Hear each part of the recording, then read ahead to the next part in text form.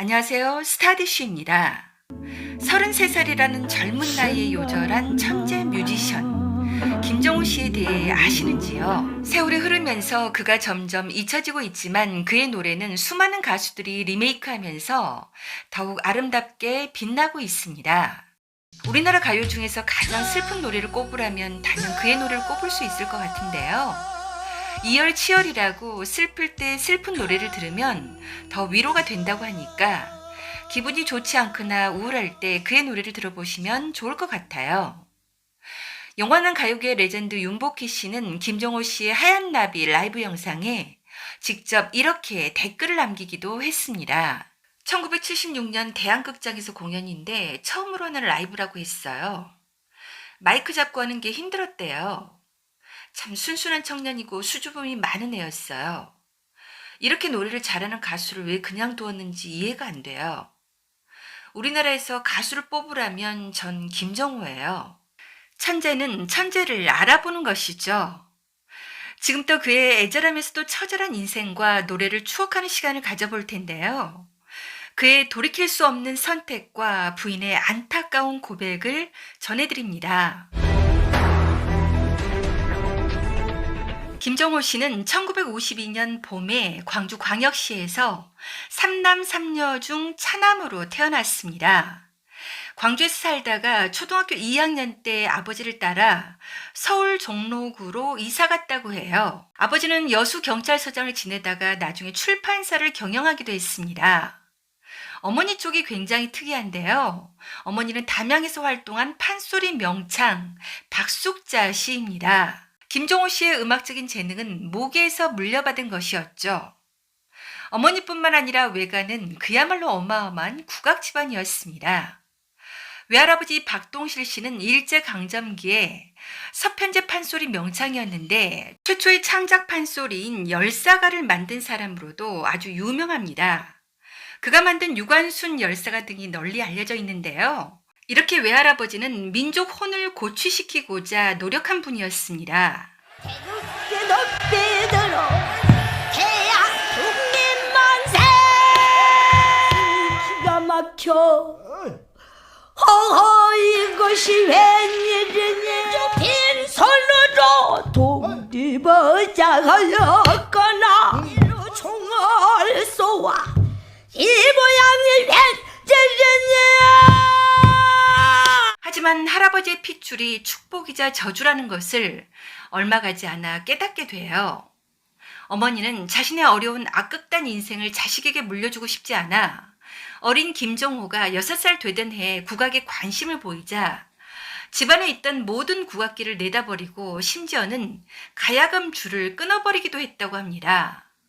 어머니가 이렇게 죽기 살기로 국악을 반대하자 타고난 음악적인 재능은 기타 쪽으로 옮겨갔어요. 초등학교 때부터 친구였던 개그맨이자 방송인 고영수 씨에 의하면 김정호 씨가 대동중학교 때 기타를 치고 있었는데 어디서 났냐고 물어보니까 주웠다던가 했대요. 기타줄 대신 철사줄을 매어 기타를 쳤는데 그래서 기타 소리가 아니라 철사줄 소리가 났다고. 줄을 첫사줄로 쳤더라고요. 땅따다당 땅땅땅땅땅 이러는데 창창창창 칠칠칠칠칠칠. 김정호 씨가 본격적으로 음악에 눈을 뜬 것은 대동상고 시절이었다고 하는데요. 밴드부에 합류하면서부터라고 합니다. 하지만 음악으로 가는 길은 결코 순탄치 않았습니다. 그는 기타만 둘러맨 채 방랑을 시작하는데요. 종로 낙원동 악기상가 주변을 배회했고 잠자리조차 없어 거리에 내놓은 이삿짐 속 캐비넷에 들어가 잠을 자기도 했다고 해요.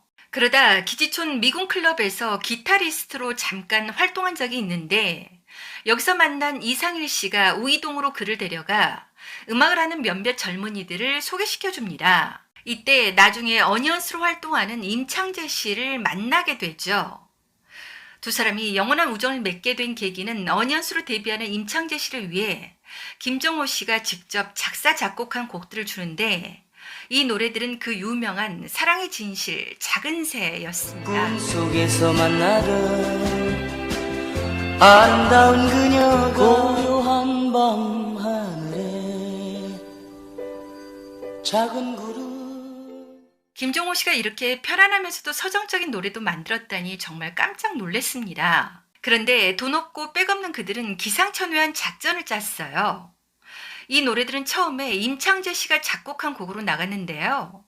히트한 뒤에 임창재 씨는 그 노래들이 사실은 김종호 씨가 만든 곡이라는 것을 밝혔고, 그렇게 김종호 씨는 세간의 관심을 끌게 되었습니다. 그리고 잠깐 4월과 5월이라는 듀오 그룹에서 노래를 하다가 드디어 본격적으로 작곡가에서 가수로 데뷔합니다. 그때 부른 노래가 1973년 발표한 이름 모를 소녀인데, 데뷔하자마자 폭발적인 인기를 끌었고 사람들은 세상을 놀라게 할 신인이 나타났다고 했어요.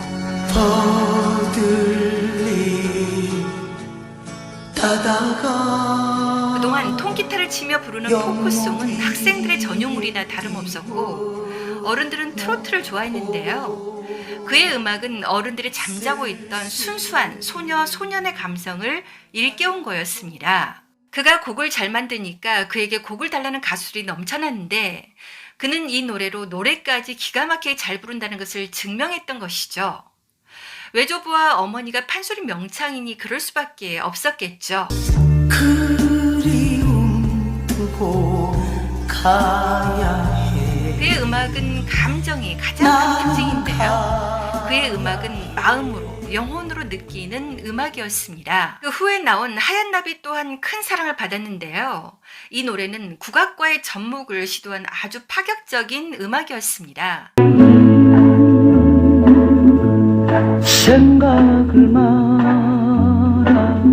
그 당시는 비틀즈 등 외국의 유명한 가수들의 음악을 카피할 수준의 노래들이 많았는데 놀랍게도 하얀 나비는 국악을 기본 바탕으로 만든 아주 독창적인 음악이었습니다.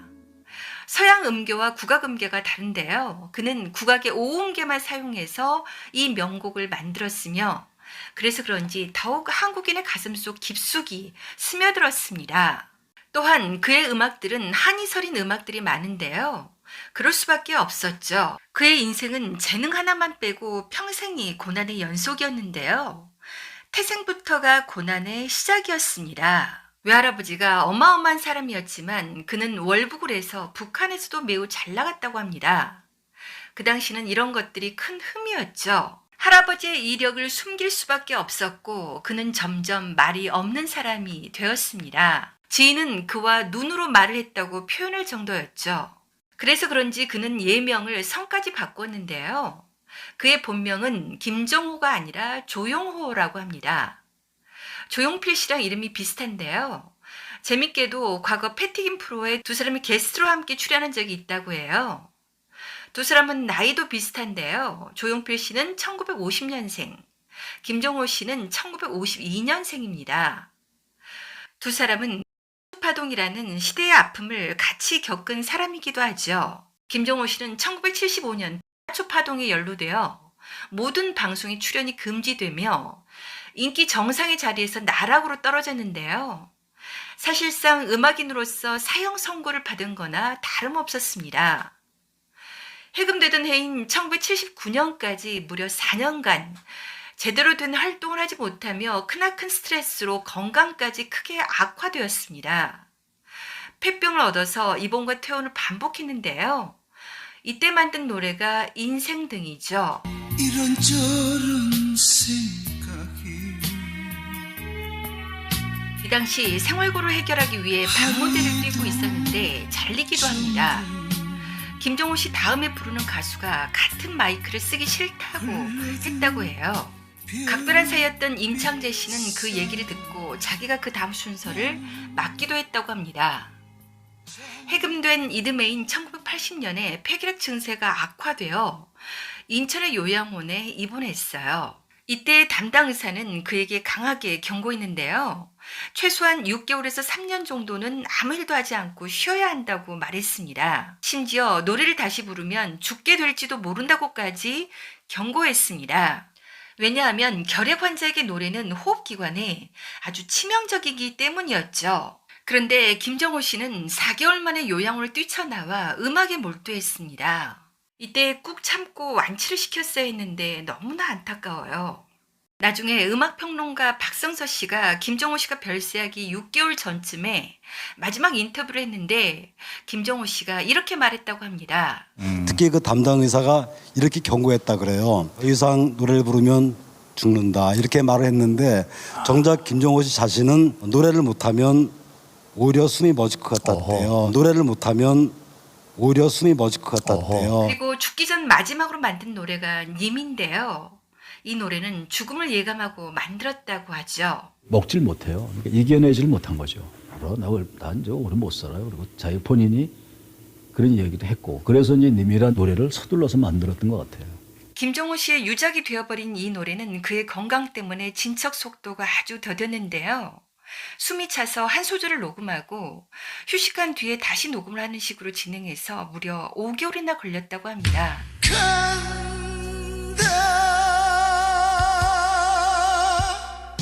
이 당시 사실 숨도 쉬기 어려운 상황이었다고 하는데요.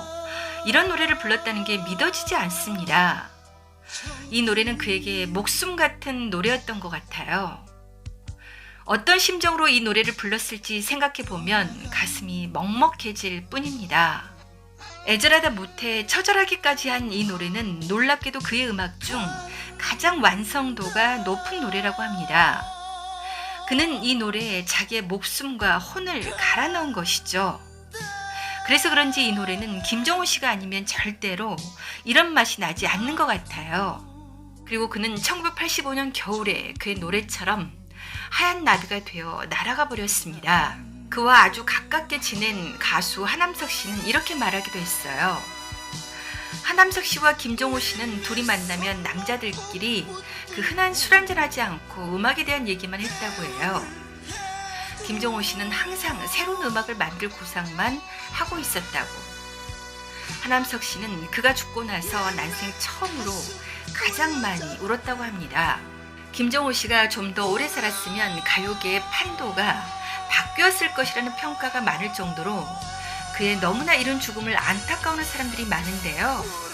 그의 동료 가수들 또한 그를 천재 뮤지션으로 인정해서 그의 사후 가요사상 최초로 추모 앨범이 만들어지기도 했습니다. 이렇게 그의 죽음을 안타까워하는 사람들이 많았는데 그래도 어디 그의 가족만 하겠습니까? 이름 모를 소녀는 김정호 씨의 데뷔곡이자 대표곡이라고 할 수 있는데요. 이 노래의 실제 주인공은 바로 김정호 씨의 부인 이영희 씨였습니다. 그녀는 김정호 씨의 교동 초등학교 친구의 사촌 여동생이었는데 김정호 씨는 그녀를 중학생 때부터 좋아했다고 해요. 한마디로 그의 첫사랑이었죠. 김정호 씨는 바보처럼 순수했다고 주변 지인들이 얘기하는데요. 아내 또한 너무나 지고지순했습니다.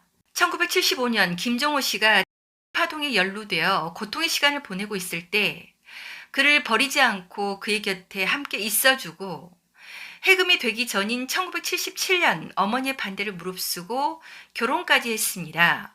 그리고 늘 그가 하자는 대로 했다고 해요. 부인은 그가 건강이 나빠져 공기 좋은 곳으로 가서 살자고 하면 그렇게 하고 또 친구 곁으로 가자고 하면 또 그렇게 했고 경제적으로 정 버틸 수 없어 어머니 곁으로 가야겠다고 말하면 역시 또 그렇게 했다고 합니다. 음악 없이는 살 수 없는 그가 병원을 뛰쳐나와도 그를 만류하지 못한 것도 이런 이유가 있었을 것 같아요. 김정호 씨의 음악에 대한 열정은 도저히 꺾을 수가 없었겠죠. 김정호 씨의 음악의 뮤즈는 늘 부인 이영희 씨였는데 고독한 여자의 미소는 슬퍼도 이렇게 탄생한 것 같습니다. 쓸쓸한 여자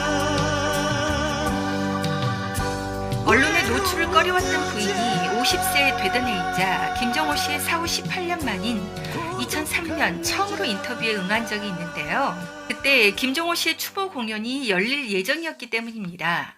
김정호 씨의 추모 공연은 놀랍게도 공연 기획사가 아닌 팬들의 모금으로 마련된 것이어서 더욱 화제가 되었는데요.